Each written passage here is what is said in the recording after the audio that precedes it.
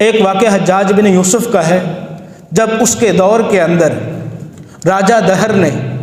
دیبل کے مقام پہ، دیبل کے ساحل پہ مسلمان عورتوں کو قید کر لیا، ظلم و ستم ڈھائے، تو ان عورتوں نے حجاج بن یوسف کو خط لکھا۔ اب دیکھیے کہ اس کے اندر کتنی دینی غیرت تھی۔ جب اس کے پاس خط پہنچا کہ مسلمان عورتوں کے اوپر ظلم کیا جا رہا ہے، اس نے 2 قافلے روانہ کیے۔ 2 قافلوں کے بعد اپنے داماد 17 سالہ محمد ابن قاسم کو روانہ کیا۔ اس نے جا کے راجہ دہر کو شکست دی، ان مسلمان عورتوں کو اور بچوں کو چھڑایا۔ جب تک وہ عورتیں عراق میں حجاج بن یوسف کے پاس عزت احترام کے ساتھ نہیں پہنچ گئیں، حجاج بن یوسف اتنی دیر تک سکون اور آرام سے نہیں بیٹھا تھا۔ دوسرا واقعہ عباسی خلیفہ معتصم کا ہے۔ اس کو پتہ چلا کہ بادشاہ ہے، اس نے ایک عورت کو، بوڑھی عورت کو قید کر لیا ہے، تو اس عورت نے جو ہے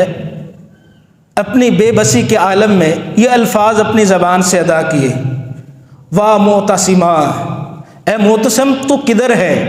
تیری رعایا کی ایک عورت، اس کو ایک ظالم حکمران نے، بادشاہ نے قید کر لیا، تو کدھر ہے؟ اچھا، یہ اموریہ کا بادشاہ تھا۔ جب اس عورت نے یہ الفاظ اپنی زبان سے نکالے، یہ بادشاہ کہتا، ہاں تو پکار لے اپنے حکمران کو، امیر المومنین کو، وہ ابھی آئے گا گھوڑے پہ اور تجھے مجھ سے چھڑا کے چلا جائے گا، ایسا ہونا ہی نہیں، ممکن ہی نہیں۔ یہ بات معتصم باللہ کے پاس پہنچ گئی کہ میری رعایا کی، مسلمان عورت کی توہین کی جا رہی ہے، اسے قید کر لیا گیا ہے۔ اس نے یہ قسم اٹھائی، اللہ کی قسم، جب تک اس عورت کو میں اس ظالم حکمران کے جنگل سے چھڑا نہیں لوں گا، میرے اوپر سکون کرنا، راحت اپنے لیے کرنا، اور اسی طرح میرے اوپر کھانا اور پینا حرام ہوگا۔ اب اس کے پاس ایک پیالہ تھا شربت کا، وہ غلام کو دے دیا، کہتے ہیں اس کو رکھ دو، جب تک میں اس بوڑھیا عورت کو اس ظالم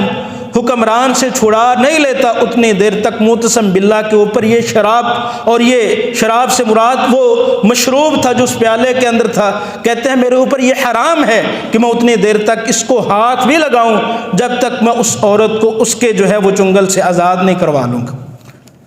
حکم دیا، 4000 گھوڑ سوار ان کو اپنے ساتھ لیا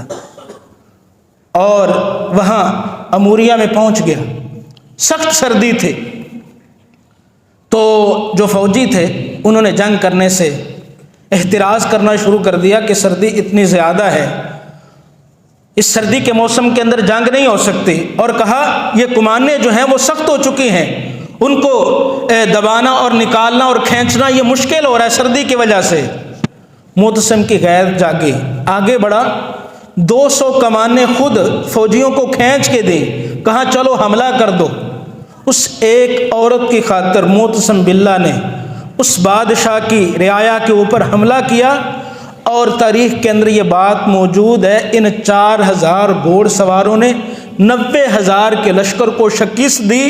اور اللہ رب العالمین نے اسلام کی غیرت کی وجہ سے، حمیت کی وجہ سے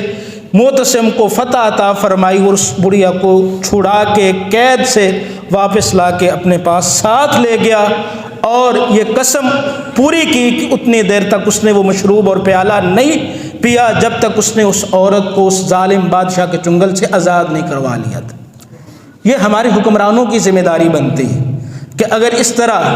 سرکاری سطح پہ کوئی کام ہوتا ہے تو ہمارے حکمرانوں کو یہ ایکشن لینا چاہیے کہ کسی بات کے اندر آنے والے کسی بندے کی یہ جرت نہ اس کو ہو کہ وہ رسول اللہ صلی اللہ علیہ وسلم کی توہین کرے یا قرآن مجید کی توہین کرے۔